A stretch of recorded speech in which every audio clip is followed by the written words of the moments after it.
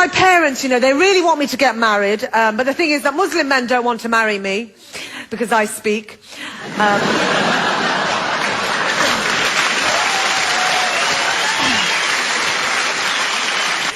I'm from England, and in England we don't know much about Sweden. All I know is Sven-Göran Eriksson, so I came here with very low expectations.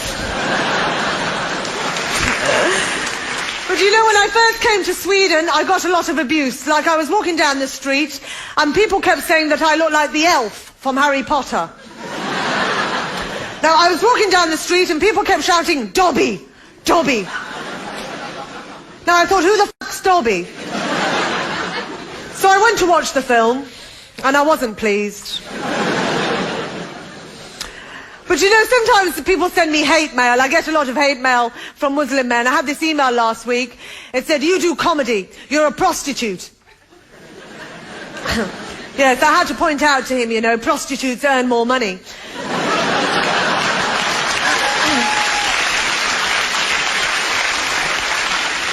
But what he doesn't realize is that I'm now using him as material.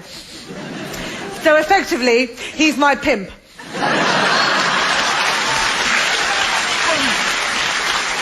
But sometimes people ask me really silly questions, They say to me, why does your mother walk 5 steps behind your father?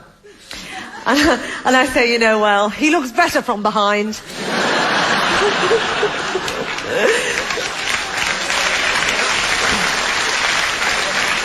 But actually, these days, the women are walking 5 steps in front of the husbands because of the landmines.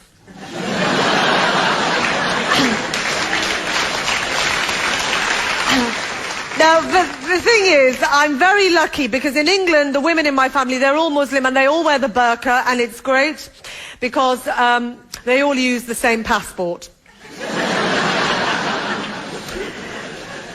In fact, we've saved a lot of money, and my brothers have started to use my mother's pass now as well.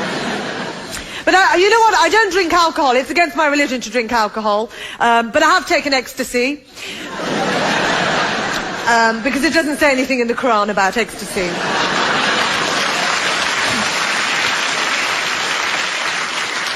But I went to America recently, not to blow anything up, just for comedy. And I was walking down this street, and this American woman, she shouted out, "Oi, you Paki! Go back to India!"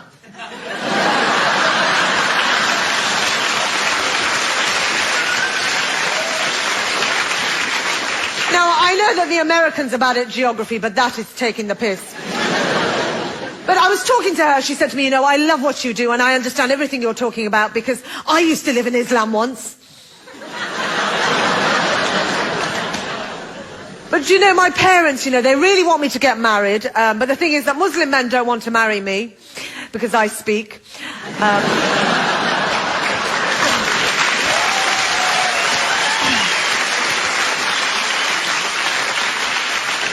But I am quite looking forward to my wedding day, I can't wait to meet my husband.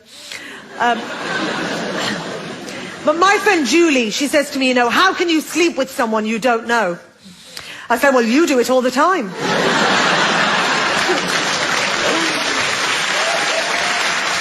Well, I went to Denmark recently, and I got on the plane with my burqa on, dressed like this, and this woman, she refused to sit next to me.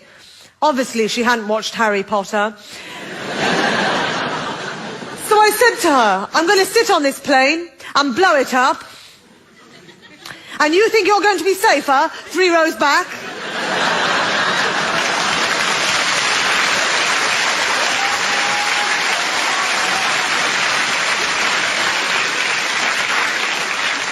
But when I went to America, some people, sometimes they'll get mistaken for a terrorist. And I got stopped at customs in New York. The first question he said was, have you ever grown a beard? I said, look, I'm an Asian woman. Of course I've grown a beard. Then he said, how often do you have negative thoughts about the USA? I said, well, every time they attack someone, so quite often. And he said, are you affiliated with oil or money? I said, I've got a car and I'm not poor. What, does that make me a terrorist? But they thought that my mum was a terrorist. Now all she does is cook all day. What's she going to do? Run a kebab through someone? Now, recently I was in the vagina monologues. Have you got the vagina monologues in Sweden? Yeah? Have you heard of vaginas? Yes?